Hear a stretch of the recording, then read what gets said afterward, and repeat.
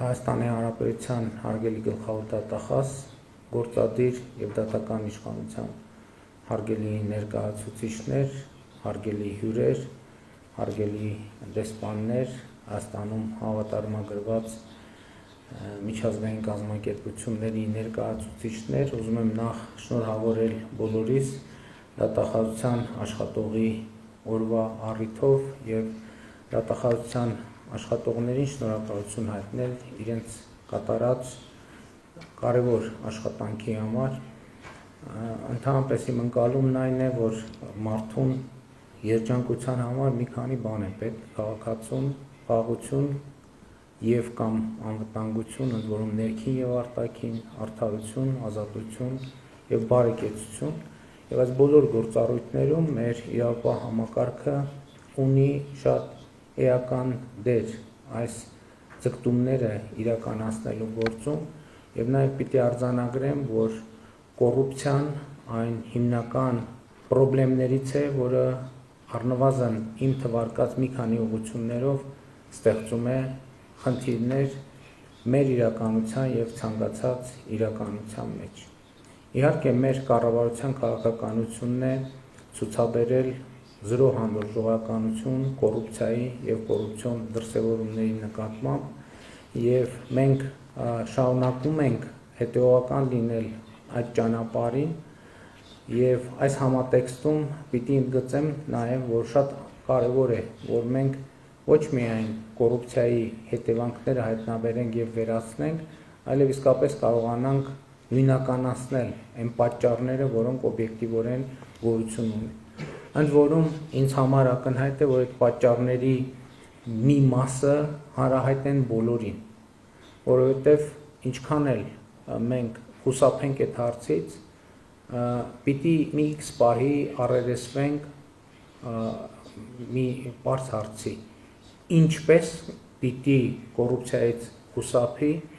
200,000 դրամ աշխատավարձ ստացող այն պաշտոնյան, որը կառավարում է 5-10 կամ չգիտեմ 1, 2, 3, 4, 5 միլիարդ դրամի շրջանառություն և աշխատանք։ Եվ ես ասում եմ այն տրամաբանությամբ, որ կոռուպցիան, ինչքան ես եմ հասկանում, հիմնականում իշխանության և լծակներ ունեցող մարդկանց գայթակղող երևույթ է, որովհետև մյուսները ոնց որ թե ցանկանալու դեպքում էլ տենց մեծ կոռուպցիոն իրավիճակների մեջ չեն կարող հայտնվել, չնայած միջնորդավորված գուցե նրանք նույնպես կարող են հայտնվել։ Սա մի խնդիր է, որին մենք պետք է պատասխանենք, իհարկե այս պատասխանը դատական համակարգի չի ակնկալվում, դա ավելի շատ քաղաքական պատասխան է, և ըստ էության կառավարությունը, քաղաքական իշխանությունը պետք է գտնի այս հարցի պատասխանը, չնայած մյուս կողմից մենք ունենք նաև հակակոռուպցիոն քաղաքականության խորհուրդ, որտեղ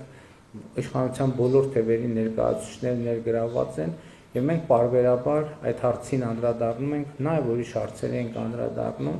բայց նաև պիտի արձանագրեմ, որ միշտ չի և ակնհայտ է, որ այսօր այս պրոբլեմը կա, որ միշտ չի, որ քաղաքական կամքը բավարարում է այդ խնդիրները հասցեագրելու համար, որովհետև պաշտոնյաների աշխատավարձի մասին խոսելը միշտ էլ շատ ռիսկային պրոցես է մի իրավիճակում, երբ հանրային բարեկեցության մակարդակը շատ բարձր չէ, չնայած իմ համոզմունքն այն է, որ հենց առաջին հերթին պաշտոնյաներին գայթակղություններից հնարավորինս զերծ պահելու համակարգերն են, որոնք իրենց հերթին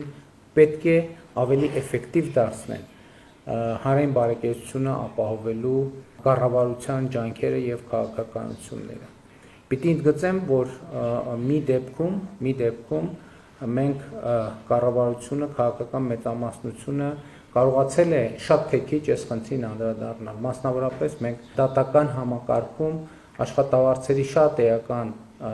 համենայն դեպս հայաստանյան չափանիշներով բարձրացումներ ենք իրականացրել, և մեր ընկալումը ի սկզբանե եղել է այն, և ես նաև հիշում եմ, որ կառավարության այն նիստերում, որտեղ քննարկվել է հարցը, սրա մասին խոսել եմ, ես ասել եմ, որ մենք Հայաստանում դատախազների, քննիչների, դատավորների աշխատավարձերը հենց դատավորների սիրուն չենք բարձրացնում կամ դատախազների, այլ հանուն նրանց, իհարկե նաև նրանց համար աշխատանքային պատշաճ պայմաններ բավարարելու համար, առաջին հերթին քաղաքացիների համար, որպեսզի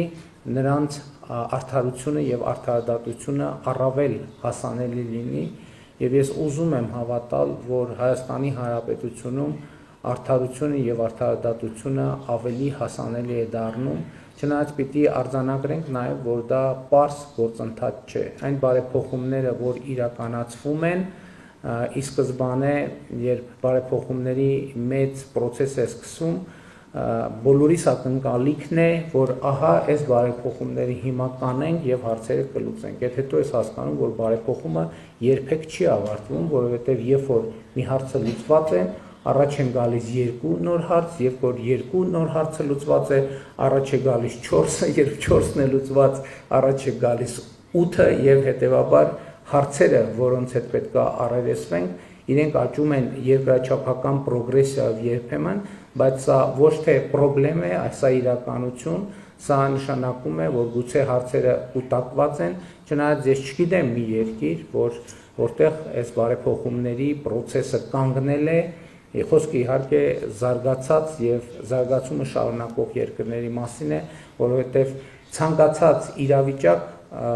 ինչ որ մի ժամանակ անց լճանում է եւ ունենում է հարակից նեգատիվ էֆեկտներ եւ կառավարությունները, պետությունը, իշխանությունը պետք է ի վիճակի լինի անընդհատ ինքը իր առաջ հարցեր դնել, այդ հարցերը շատ հաճախ կարող են լինել տհաճ, այդ հարցերը կարող են լինել ոչ ցանկալի, բայց շատ կարեւոր է ունենալ քաղաքական կամք, այդ հարցերը դնել, այդ հարցերի պատասխանները փորձել ձևակերպել քաղաքական առումով եւ իրավական առումով։ Եվ ես կարծում եմ, որ Հայաստանում այս process-ը տեղի է ունենում, իհարկե այն ակնկալիքով, որ արդարությունից ու արդարադատությունից մեր հանրության, մեր քաղաքացիների բավարարվածության աստիճանը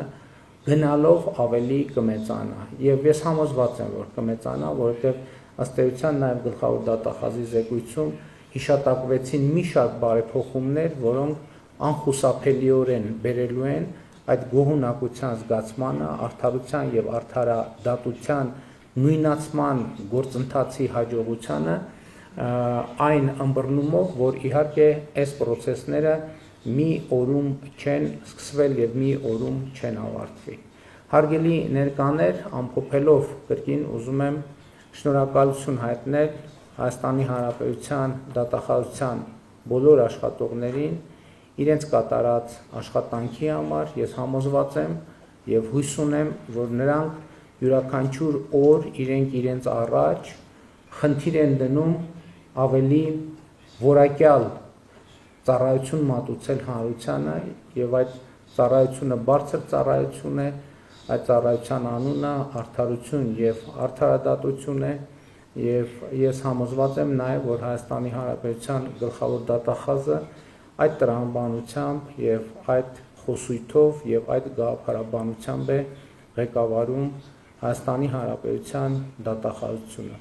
Կրկին անգամ շնորհավորում եմ եւ շնորհակալություն եմ հայտնում։